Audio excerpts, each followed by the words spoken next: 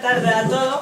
Pues hoy estamos en la tercera charla de formación de este curso y es una charla que va a cerrar uno de los bloques formativos que habíamos propuesto, que era el bloque de la fe. Hasta este momento hemos venido hablando de las actitudes vitales que debemos tener como hermanos de esta cofradía. Del mismo modo hemos hablado del proceso de maduración de la fe, de las etapas por las que se pasa.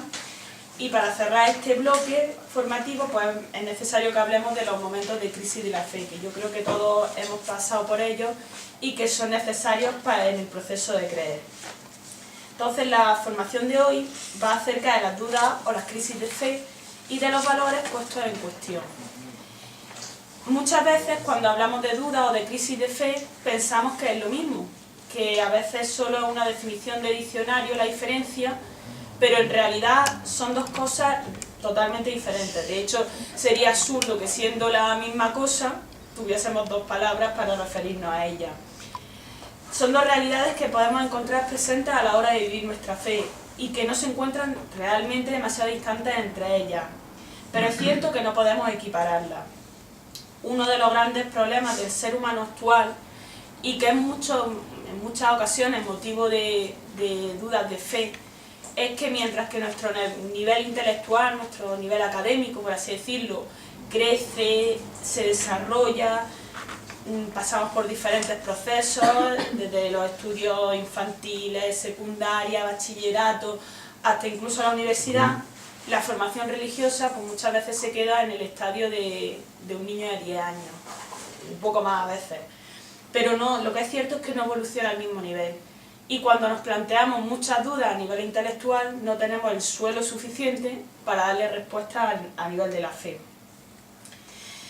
Hablar de dudas de fe es hablar de todas aquellas cosas que nos cuesta trabajo creer, que no causan en nosotros una ruptura. Y la palabra ruptura es muy importante en este tema, porque una duda, cualquier duda de fe, por ejemplo, porque en una iglesia que no sea parroquia no me puedo confirmar, porque no me puedo bautizar, pues las dudas típicas, las dudas llanas, esas dudas no nos causan ruptura, nos pueden causar pues, comedero de cabeza, nos pueden causar inquietud, frustración a lo mejor, cabreo, pero no, en realidad nuestra fe no se tambalea con esas dudas.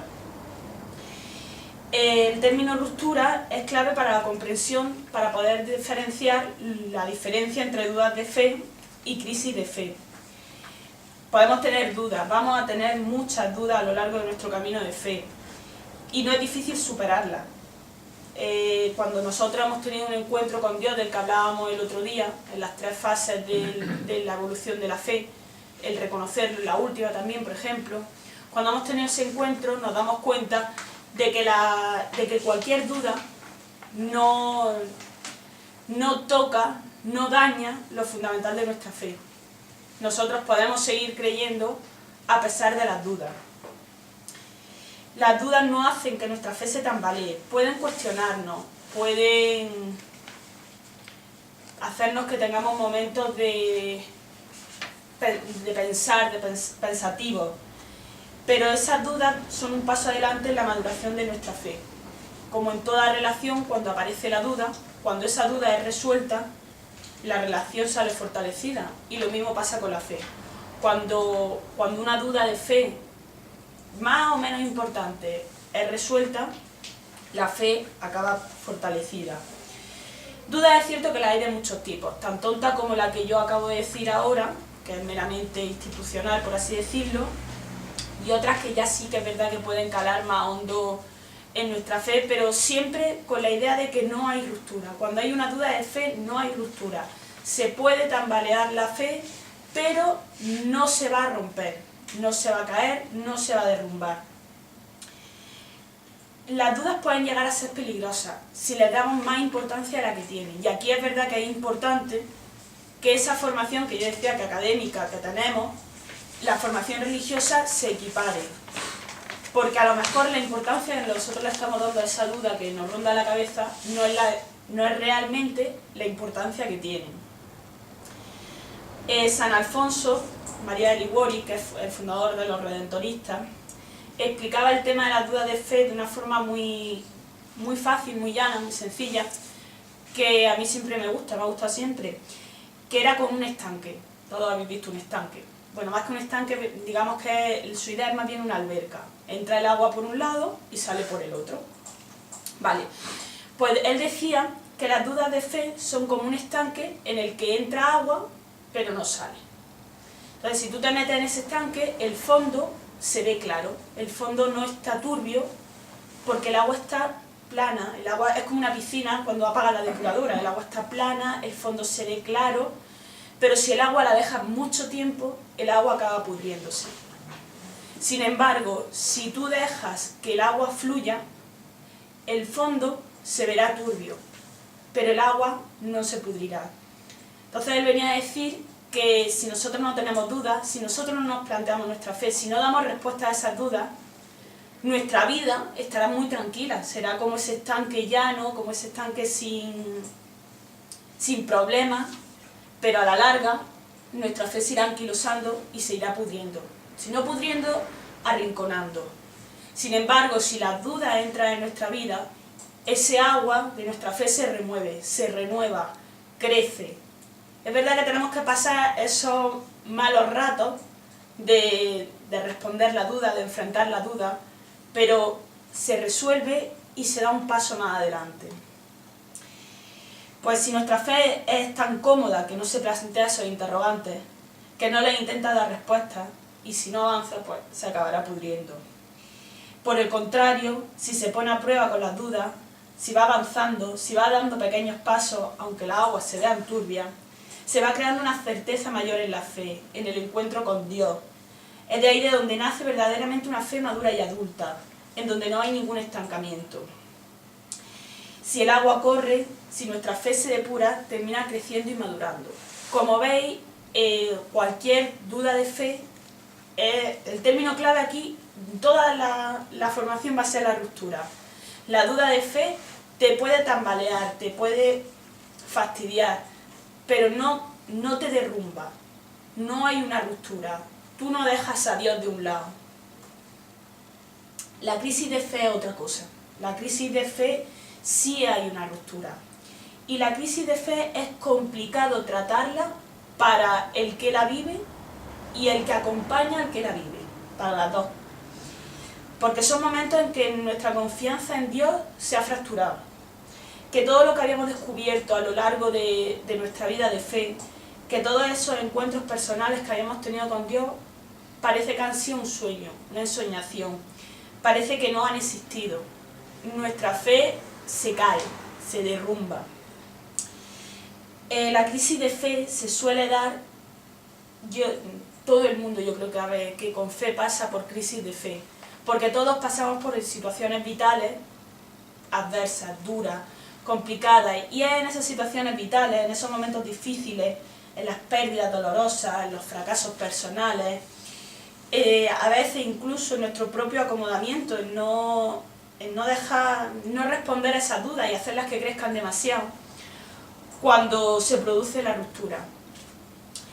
Y es en esos momentos, si pensabais que yo os voy a dar hoy una solución para acabar con las crisis de fe, no la voy a dar, que lo sepáis. Si esa era la historia, no la voy a dar.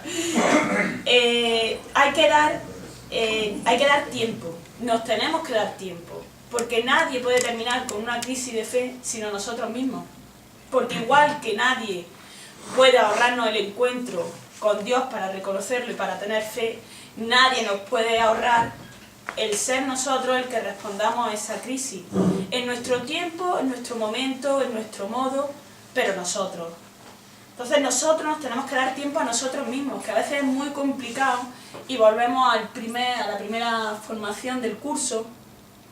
A veces es muy complicado tener esos momentos de soledad buscada, como decíamos.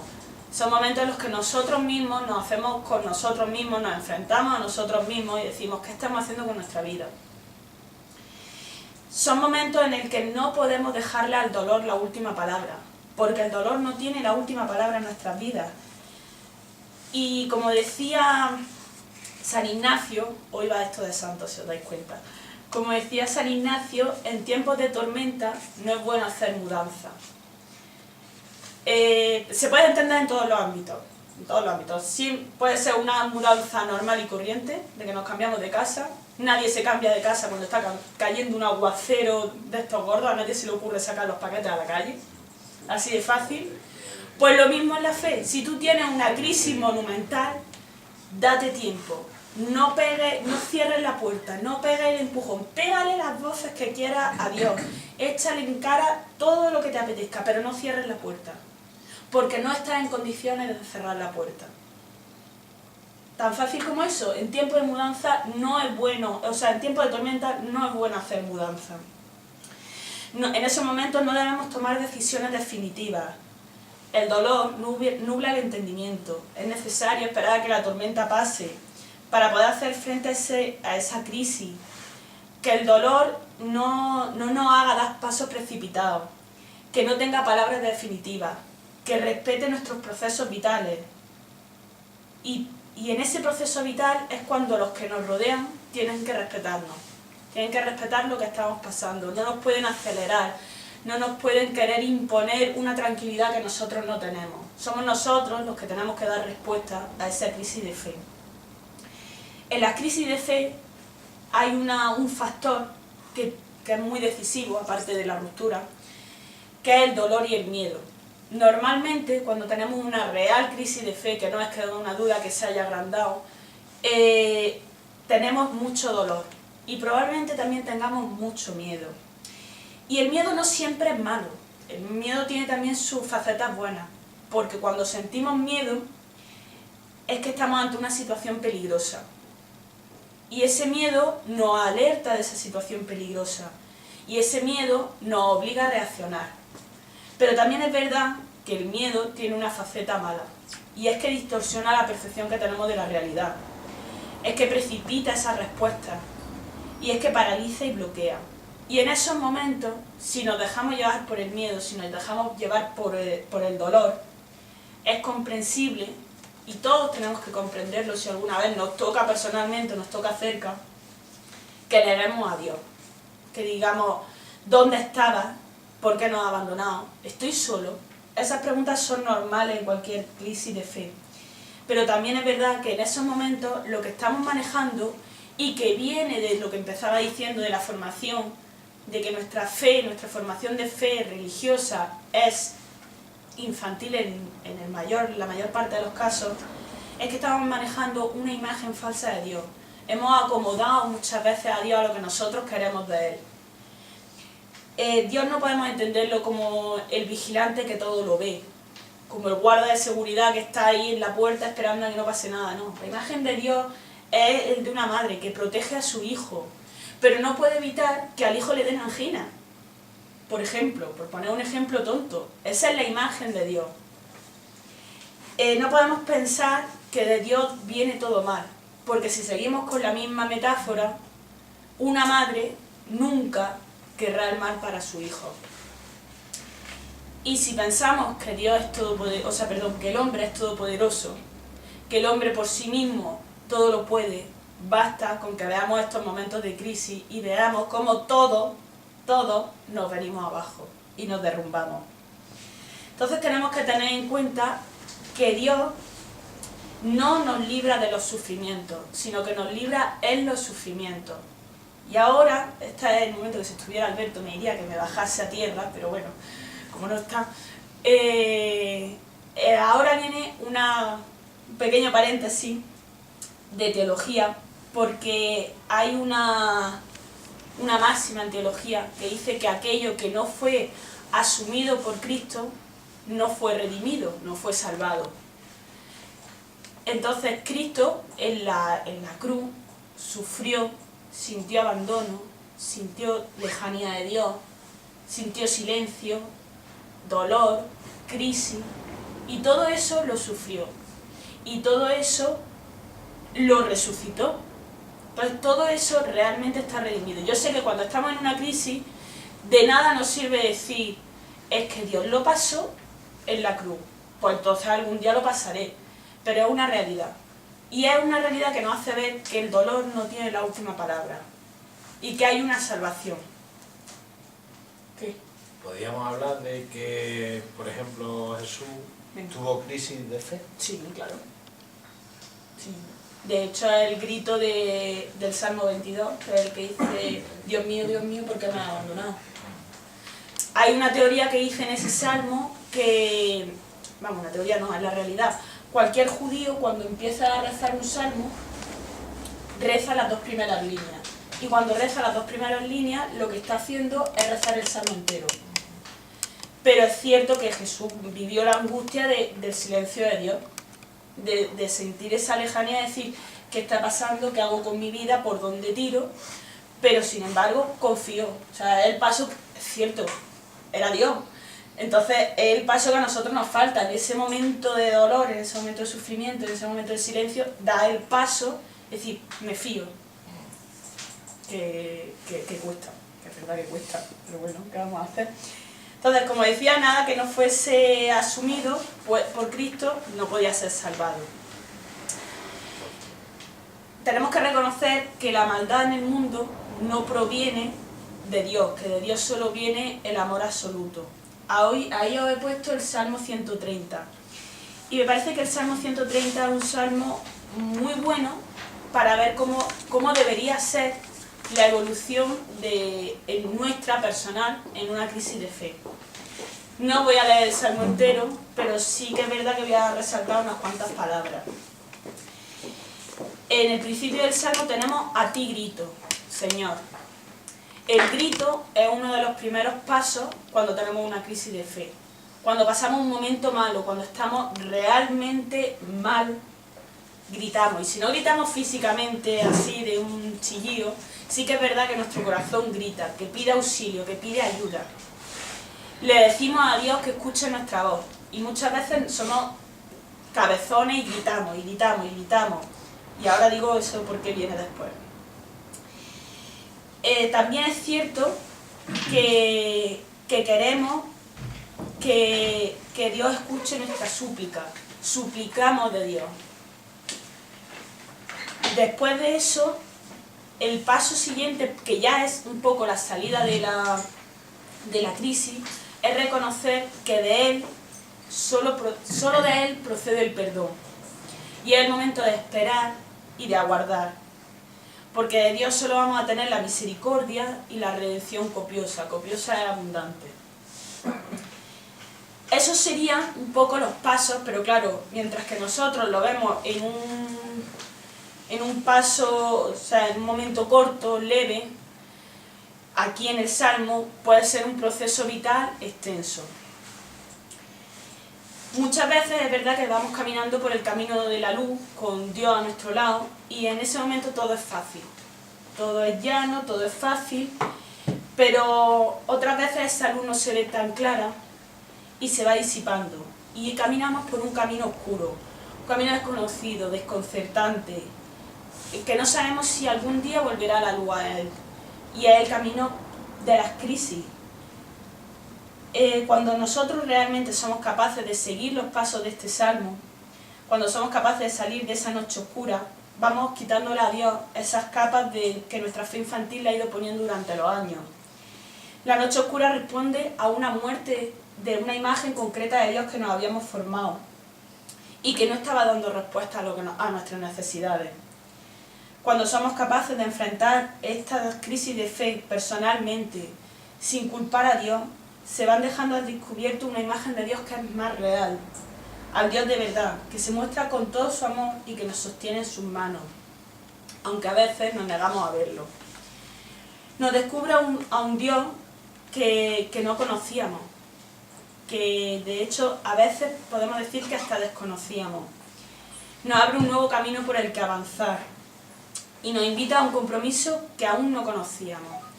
Ahí os he puesto un texto que a mí, en alguna de las crisis de fe que yo he pasado, siempre me ha resultado significativo. De hecho, muchas veces me ha ayudado. Que dice: cuando en el alma no tienes más que un grito de socorro, quizás sea precisamente entonces cuando Dios no puede socorrerte. Eres como alguien que se está ahogando y no se le puede ayudar porque se pone nervioso y se agarra a ciegas. puede que tus propios gritos te impidan oír la voz que esperabas escuchar. Muchas veces gritamos tanto a Dios que ni siquiera damos tiempo para la respuesta. Ni siquiera tenemos ese momento de serenidad, y es por eso por lo que nos tenemos que dar tiempo. Porque no podemos esperar que nuestro grito, en mitad de los gritos, de las voces, del pataleo sano y necesario, cuando pasábamos por un momento así, tengamos la serenidad suficiente como para decirle a Dios que ¿dónde está? Pero decirlo con serenidad y esperar una respuesta. Y es eso, cuando nos estamos ahogando, muchas veces, siempre se dice, cuando alguien se está ahogando, pégale o déjalo inconsciente y ya te lo salvas, porque si no te va a ahogar a ti. Pues algo semejante. Cuando vamos creciendo, es cierto que se van poniendo a prueba muchas cosas que antes ni siquiera nos planteábamos. Nos gustaría que nos explicasen muchas cosas, que nos interrogan, que nos producen a veces momentos de angustia, pero es cierto que, como decíamos, no podemos equiparar una duda a una crisis de fe. Muchas veces solo son dudas razonables. Se trata, en definitiva, de buscar por nosotros mismos y de hacer que nuestra fe sea más fuerte, porque las respuestas de otros es cierto que nos pueden orientar, pero como decíamos, solo nuestras propias respuestas nos pueden llevar por el camino de una fe madura, y tenemos que encontrar esas propias respuestas nuestras.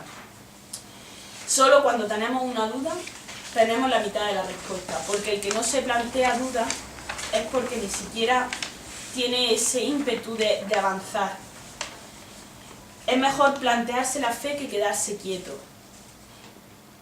No podemos seguir viviendo en una fe infantil cuando nuestra mente no se ha quedado en ese proceso infantil. Como decía al principio, muchos de los problemas que actualmente tenemos en la fe y las dudas vienen producidas por las crisis de valores que la sociedad actual tiene. Todos hemos oído hablar en algún momento en los medios de comunicación, es que las crisis de valores, que los jóvenes, que no. Vale. Y por ello tenemos que hacer referencia a los valores, a la calidad de vida. También es algo muy típico hablar ahora de calidad de vida. Y la calidad de vida parece que ahora es un ideal casi irrenunciable. Todo el mundo busca tener mejor calidad de vida. Y probablemente todos los que estamos aquí tenemos un mismo concepto de calidad de vida. Es probable. Pero es cierto también que ese concepto que nosotros ahora mismo manejamos en nuestra mente de calidad de vida no es el concepto evangélico de calidad de vida. El concepto evangélico de calidad de vida es muy exigente y muchas veces nos produce dudas porque nos exigen. Y cuando nos exigen, la cosa está más complicada. Entonces, ¿qué podríamos decir que significa calidad de vida para los seguidores de Jesús? ¿Es lo mismo el bienestar que la calidad de vida evangélica? La calidad de vida, desde el punto de vista moderno, no habla de salud, de juventud, de belleza, de riqueza, de comodidad, éxito profesional, reconocimiento. Es una búsqueda de lo inmediato, lo queremos aquí y ahora. Y la paciencia poco tiene que decir en este momento. Queremos gratificaciones inmediatas y somos coleccionistas de experiencias temporales concretas. Queremos pasar un buen momento ahora. Ahora, no me vale que sea dentro de 4 días, no, ahora, yo lo quiero ahora. Y aunque a veces echemos paciencia, en el fondo, muchos de nosotros adolecemos de eso, de que lo queremos todo ahora. Un placer momentáneo, y es un placer que no da sentido a la vida, que no crea proyectos de futuro, que no da vida. Por otro lado, la calidad de vida, desde el punto de vista del Evangelio, es mucho más exigente. La calidad de vida podríamos resumirla desde la bienaventuranza. Los últimos son los primeros, los humildes son ensalzados, el que pierde la vida la gana. Son momentos exigentes. Estamos hablando que son los últimos, los humildes y los que pierden la vida. Son unas exigencias importantes las que el Evangelio da para hablar de calidad de vida. Pero son exigencias que dan sentido a la propia vida y que nos hacen vivir experiencias con sentido. Es cierto que quizá tendríamos que ser capaces de educar y educarnos en una calidad de vida que no redunde en un me apetece.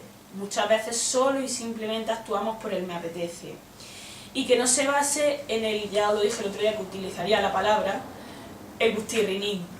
No podemos estar todo el día pensando en nuestro propio beneficio, en nuestro gustirrinín, sino que tenemos que tener un centro de sentido de la vida. Viktor Frankl, no sé si habréis oído hablar de él, es un psicólogo que vivió en los campos de concentración nazi y sobrevivió. Y se tiró mucho tiempo en el campo de concentración, no sé deciros los años.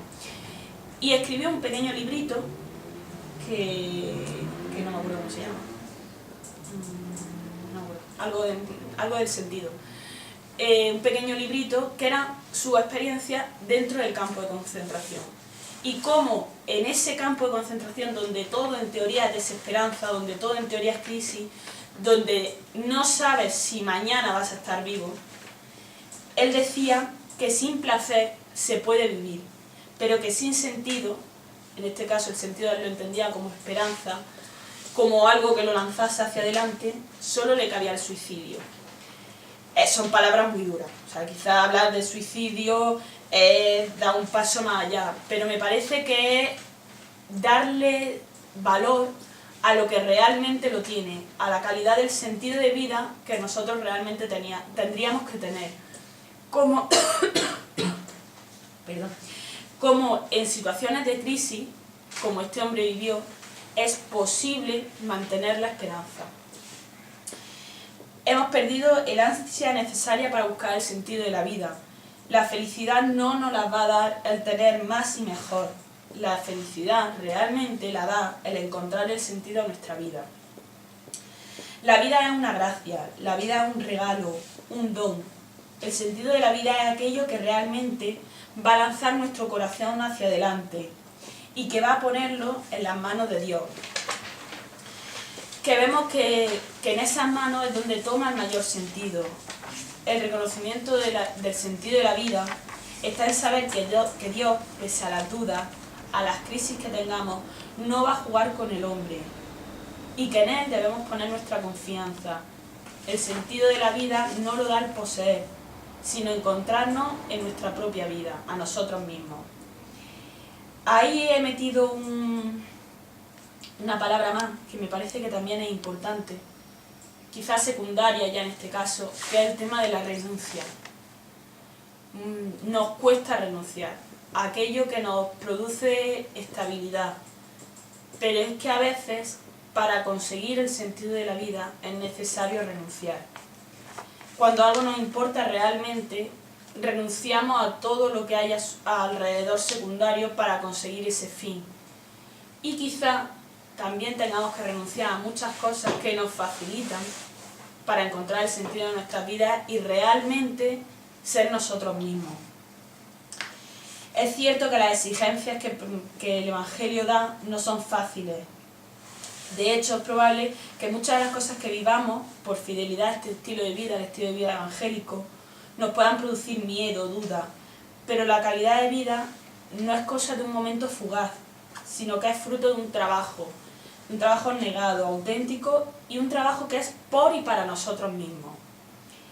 Cuando vivimos una crisis de fe, tenemos que recordar aquello que ha dado sentido a nuestra vida, donde nosotros realmente, si nos lo hemos planteado realmente, hemos encontrado el sentido, porque eso va a ser un asidero firme donde agarrarnos. Mientras que nuestra vida encuentra otra vez esa estabilidad, se disipa esa tormenta donde no podíamos hacer mudanza o no era conveniente hacer mudanza. Cualquier duda que tengamos puede ser resuelta. Puede ser que cueste más encontrar quien nos ayude a resolverla, quien nos la responda, que nos cueste más aceptar esa respuesta o no, pero toda duda tiene su respuesta. Sin embargo, toda crisis solo puede ser acompañada. No podemos querer meternos en la piel del otro para responder a su crisis, porque tiene que ser él, consigo mismo, de un modo personal, el que responda a esa crisis. solo encontrando el sentido de la vida, solo cuando nosotros mismos hemos encontrado ese sentido, es cuando podemos salir de esa crisis y cuando podemos decir que hemos llegado a casa. Y hasta aquí la formación. Como os decía, yo no iba a responder a cómo se sale de una crisis, pero me parece que es un tema que todos debemos plantearnos porque solo está en nuestras manos.